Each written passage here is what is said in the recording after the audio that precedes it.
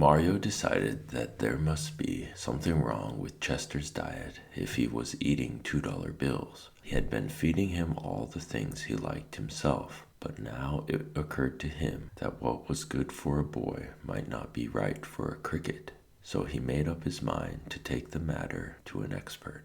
One late afternoon, when he got off duty at the newsstand, Mario cleaned up the cricket cage, gave Chester a dusting off with a Kleenex, and took him to Chinatown to see Mr. Fong.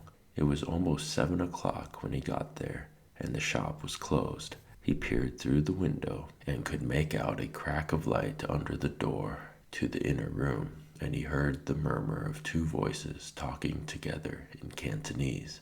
Mario rapped on the shop door. The light coming from the inner room flickered. He rapped again, louder. The inside door opened and Mr. Fong came into the shop, squinting through the half-light. When he saw Mario, his eyes widened and he wiped his hands on his apron. Mr. Fong opened the door. Smells of garlic and onions drifted from the inner room, making his stomach gurgle. "Cricket boy," said Mr. Fong. "Hello, Mr. Fong." Mario hated to disturb the man during what was clearly his dinner time, but Mario's work at the newsstand had made it hard to visit earlier. "I'm sorry to bother you, but I have a problem with my cricket." "Very well, come in." Mr. Fong led Mario into the next room, which held a small living area with a kitchen. Another man stood by the sink, drying dishes with a dishcloth. He had more white hair than Mr. Fong and was dressed in a crisp shirt topped with a sweater vest. His expression was serious, like Mario had caught him in the middle of a deep thought.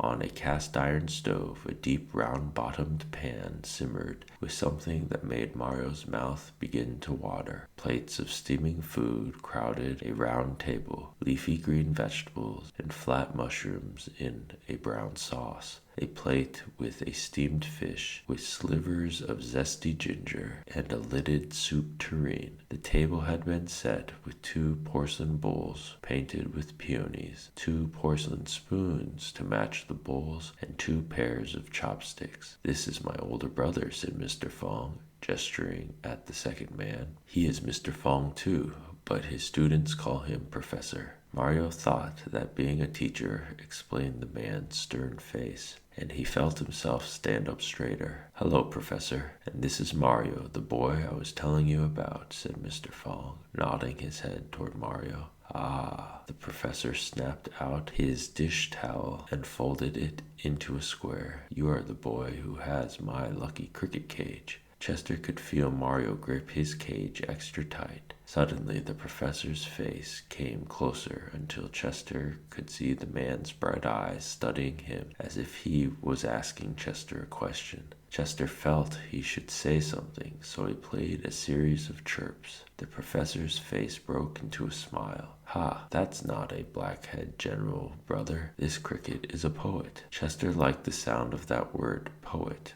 Mario grinned, and that made Chester even happier, so he chirped again.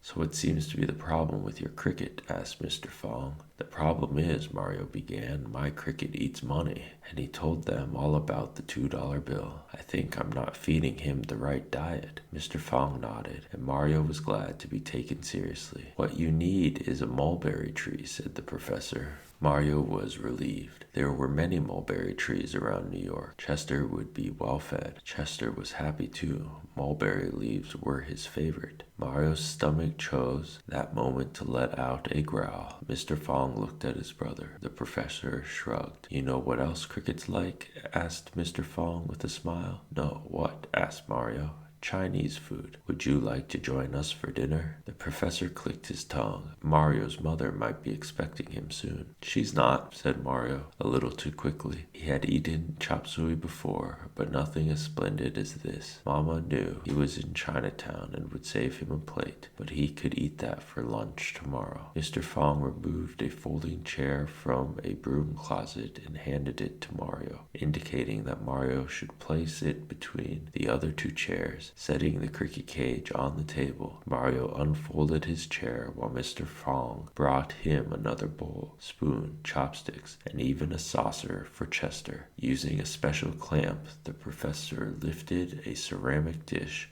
from the round-bottomed pan and added it to the ones already on the table. "Be careful," said the professor. "This dish has been steaming in the wok." Mr. Fong rubbed his hands together. "Black bean spare ribs, my favorite." Mario could hardly wait to try black bean spare ribs, but the professor lifted the lid off the tureen. "Soup first." With a ladle, the man spooned a clear soup with watercress into each bowl. Chester got a bit of watercress on his saucer as well. "Egg drop soup for health," said the professor. The broth had just the right amount of salt and was streaked with egg, and Mario drank every drop. Chester ate his watercress in satisfying snips. The professor used a wooden paddle to spoon rice into each of their emptied bowls. "Do you know how to use chopsticks?" he asked Mario. "No." Mr. Fong showed Mario how to work the two long sticks to pick up the food. Though the chopsticks kept slipping out of Mario's fingers, it was much easier to bring the bowl to his mouth and scoop in the food, which the men were doing as well. Mario bit into a chunk of spare ribs. The meat was tender and juicy and full of garlicky flavors. The steamed fish melted in his mouth. "Try the bok choy and black mushrooms," said the professor, placing a thick and glossy black morsel into his mouth. Though Mario did not usually like mushrooms, these were too interesting to pass up, especially with the professor making contented sounds as he chewed. The mushrooms tasted savory and rich, especially with a mouthful of rice. Chester got a helping of each dish as well. He had never tasted anything so good. In particular, he liked the baby bok choy because vegetables were his favorite. He was in leafy green heaven. Every so often he would have to stop eating and chirp for joy.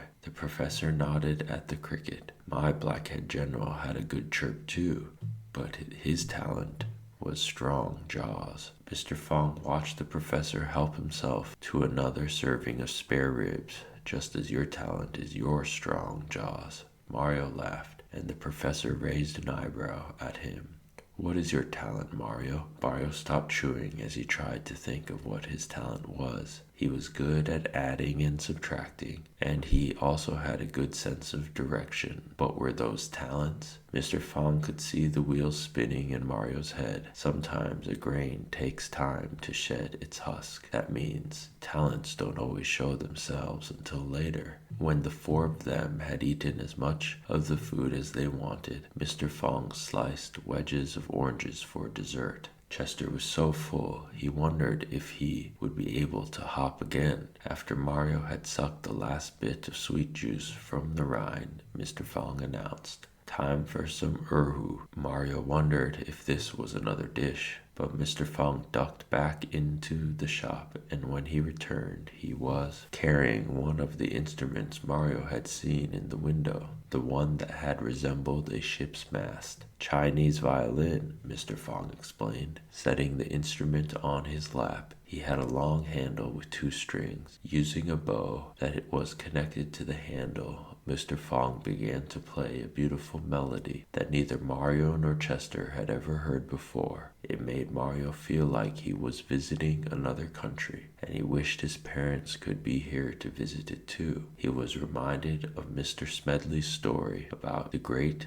musician Orpheus, whose harp playing made the whole world stop to listen. Between the feast and Mr. Fong's stirring medley, Chester was feeling so contented that he began to chirp. The music reminded him of his running brook back in Connecticut, and he felt just a tiny bit homesick. The professor leaned back in his chair and folded his hands atop his belly. Closing his eyes, his face relaxed into a smile. Mario wished he could keep this moment in his head forever. He had been troubled when he came here, but now he felt so peaceful he might just sing as well.